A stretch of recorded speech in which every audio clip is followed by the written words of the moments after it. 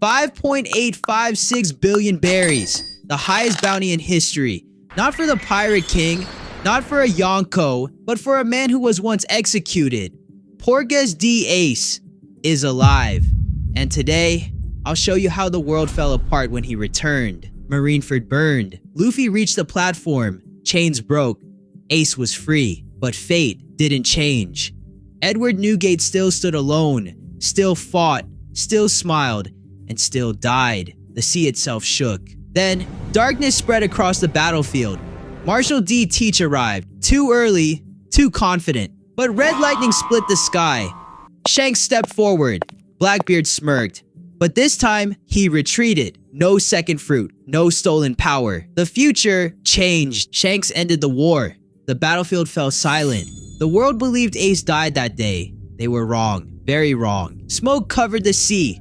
Bodies floated across the ruined waters. And beneath the chaos, Ace breathed. Barely. Half dead. Saved by the last remaining crew of Whitebeard, they vanished into the fog.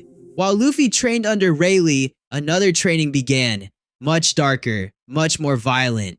Ace stood before Whitebeard's grave. No tears. Just rage. Ace whispered, "I'll burn the world that took you." His flames changed. They grew hotter, denser, until the flames stopped being red and turned golden. During the 2-year gap, history broke. Ace didn't attack to defend territory, he attacked to destroy. The Whitebeard remnants attacked again and again and again. Not to defend territory, but to destroy one target only. Marshal D. Teach. Blackbeard believed he was untouchable. The payback war began, the battlefield burned, smoke choked the sky, and ruins covered the sea. At the center of the devastation stood the man who started it all. Teach. "You're still alive." Across from him, flames ignited. Golden, violent, alive. Portgas D Ace stepped forward. No hesitation, no chains, no weakness. Ace, this time I'm not losing. Blackbeard struck first. Darkness exploded, a massive vortex swallowing the battlefield, pulling everything into the abyss. The power that nullifies all things. Ace was dragged inward, swallowed whole. Then, the darkness cracked. Not burned, cracked. Golden light tore the vortex apart. Ace walked out, unstoppable, because this time he wasn't relying on fire. Black lightning erupted, violent, terrifying. With advanced Conqueror's haki, Ace stepped forward. Each stride shattered the ground, not from heat, but from sheer willpower. Every single pirate felt a king's presence. Teach, stuttering, panicked. Wait, what is this? Stay back. Teach launched everything. Waves of shadow, shockwaves of destruction. But Ace walked through it all. He didn't dodge. He didn't run. Memories flashed. The chains, the platform, the sight of Whitebeard falling. Ace raised his fist. Golden flames condensed into a singular violent point. Black lightning wrapped around it like a crown. Ace. Golden Inferno. Emperor. Direct. Unavoidable. The darkness shattered. Teach's scream was lost in the shockwave that ripped the sea apart. Silence filled the battlefield. Enemies froze. Friends wept. All eyes locked on one man. Pirate whispering, "Blackbeard, he fell." Another pirate, "Ace, he actually did it." Marco, softly with a smile, "Pops, he did it." Across the world, newspapers fell from the sky. People stared, frozen, terrified, because the impossible had happened. A poster appeared, not alive, not captured, not wanted. Only one command, dead only, named Portgas D Ace. Bounty 3.8 billion berries. The message was clear. The world government feared him, not as a pirate, but as blood, because he carried the blood of Gall D. Roger, and his existence defied the world itself. But far away, something even stranger happened. A quiet island, peaceful, simple.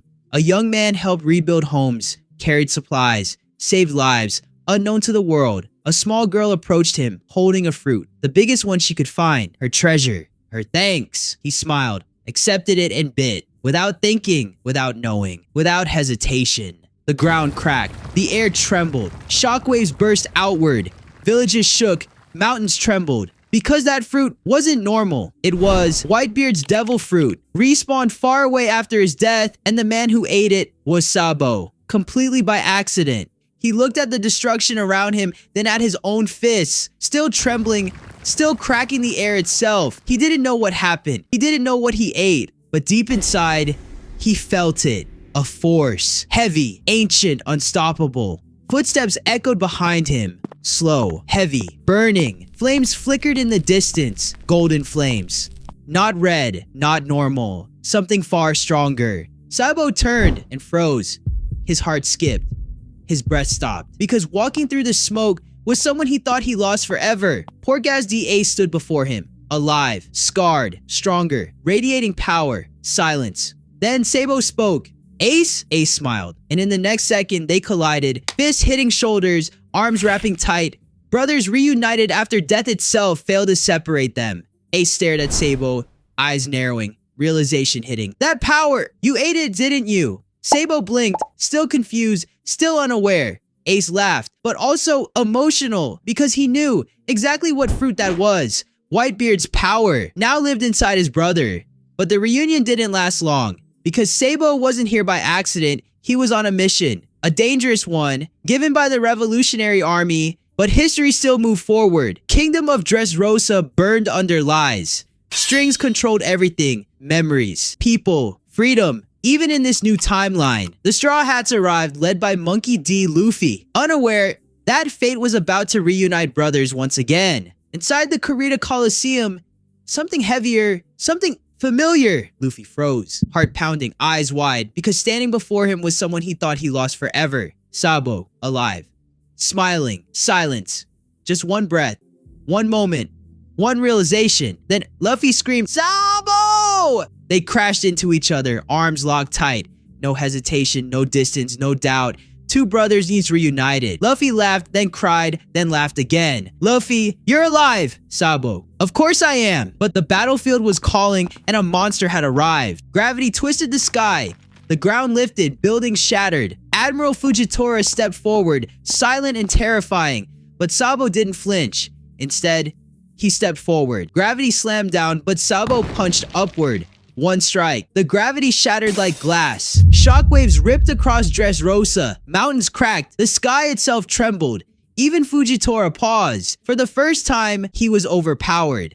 The world understood something terrifying. The Revolutionary Army had just gained a monster, and the seas were only getting louder. In the new world, chaos erupted across the seas. A wedding turned battlefield. An emperor turned monster. And the Straw Hats were running for their lives. Ships burned. Cannons roared, waves exploded, the sea itself trembled. Behind them, a massive fleet chased, led by one terrifying force, Charlotte Linlin. Furious, hungry, unstoppable. The Straw Hats were trapped, surrounded, outnumbered, cornered. Escape was impossible until the sky cracked. Not lightning, not thunder, something far worse. Conqueror's haki, massive, overwhelming. Hundreds of enemies collapsed instantly. Ships froze, but the Straw Hats felt something different. Something familiar, something warm. Monkey D. Luffy looked back, eyes wide, heart racing, because he recognized that presence immediately.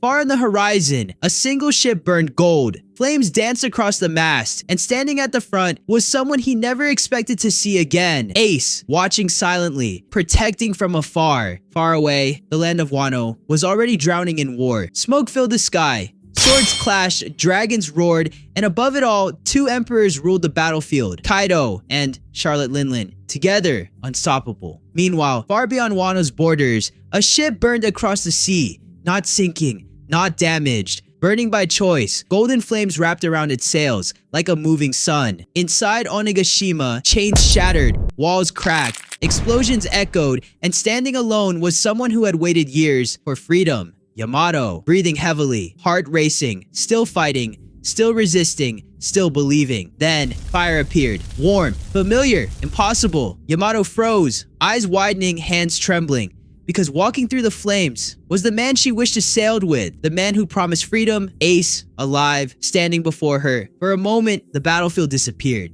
The noise vanished. Time slowed. Yamato smiled. You kept your promise! Ace smirked. Took me a while, and with that, the battlefield exploded into chaos. Because now, there weren't two emperors on the battlefield.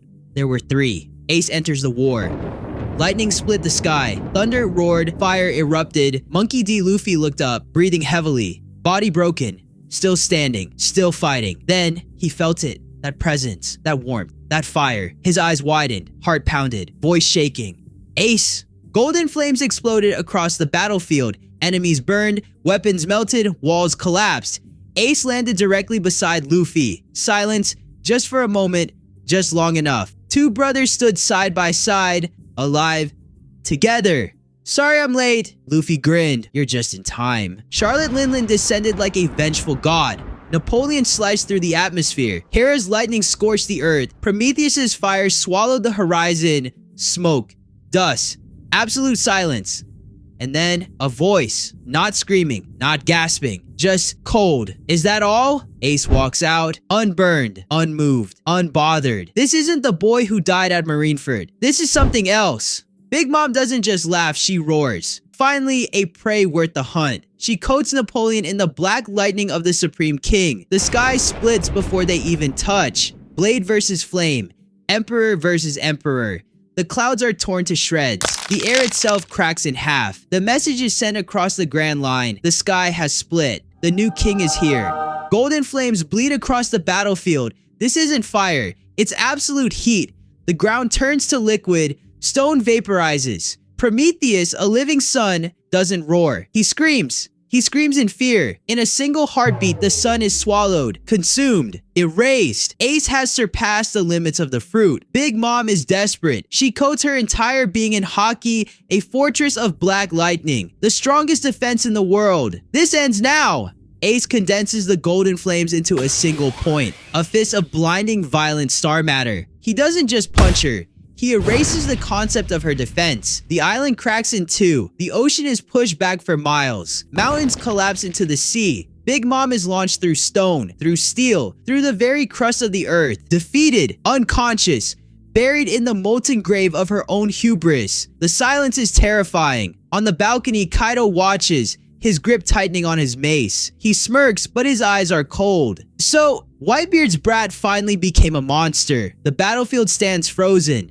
The samurai, the Yonko, the world government, they all realize it at once. He didn't outplay her. He didn't get lucky. Portgas D Ace simply overpowered a god. Everyone stared, shock, fear, disbelief, because history had just changed forever. After Wano, the world collapsed into chaos. Governments panicked. Printing machines roared. Paper rolled endlessly. Ink stamped across headlines. Urgent, chaotic, relentless. A bold headline shattered the peace of the Four Blues.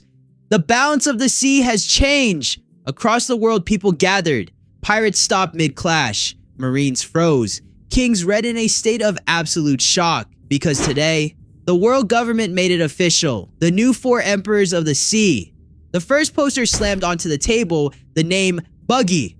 The world stared, confused, silent. The second poster was revealed, slowly, carefully, Shanks. A heavy silence followed, fearful, respectful, because everyone already knew he was inevitable. Pirates smiled, Marines clenched their fists. The third poster dropped, and the world gasped. Monkey D. Luffy, a new legend, a new threat, bounty, 3 billion berries. But then, the final poster appeared. It dropped heavier than the others. Crowds froze. Hands trembled. Because they recognized that face. Portgas D Ace. Alive, not erased. Still breathing. And below his name, a number that stopped the hearts of every admiral in the Navy. 5,856,000,000 berries. Panic exploded. He had surpassed the bounty of the Pirate King himself. Marine officer, whispering terrified. He's stronger than we predicted. No, he's worse. He defies the world itself. Ace's existence was no longer just a crime. It was rebellion. It was danger. It was war. On that day, the world gained its strongest emperor, but it also awakened its greatest fear. Subscribe. The story isn't over yet, but peace never lasts. A new battlefield formed, an island of science, of secrets, of forbidden knowledge. Monkey D. Luffy was trapped, surrounded on Egghead Island. The enemies were not pirates, not marines, something far worse. The rulers of the world themselves, the so-called gods, the 5 elders. And Luffy was trapped among monsters until the sky burned again. Giants roared, war drums echoed, flames spread across the horizon, and standing at the front, Ace. Across the wreckage, 2 monsters turned. St. Topman Mercury, ancient, horned, unbreakable, and beside him, Saint Shepherd Jupiter, towering hungry. For the first time in history, the battlefield fell silent. Ace didn't wait. He launched. Golden flames roared forward, hot enough to melt steel into vapor. A direct hit on Mercury, full force. But nothing happened. The flames vanished, extinguished, absorbed, nullified. Mercury smiled. This wasn't just defense. This was an absolute resistance to heat itself. The message was clear. These enemies are not normal. But Ace didn't panic. He adapted. As Mercury charged, the ground screaming under his weight, Ace stopped dodging. He understood. Heat alone wasn't enough, so he changed the nature of the flame. Not hotter, sharper, condensed, compressed, focused. The gold turned to a blinding, violent white. Not just heat anymore, but destruction energy. He struck again. Mercury roared. For the first time, the unbreakable elder felt pain. The damage was small, but it was visible. Ace can hurt the gods. But Ace knew the mission. The retreat began. Mercury and Jupiter tried to give chase, but Ace turned one last time. A wall of flame, a literal sun, divided the battlefield, blocking pursuit, buying time. And just like that, they vanished. And as the sun rose over the sea, the world realized something terrifying. The Pirate King's son and the future Pirate King were sailing together, and this was only the beginning.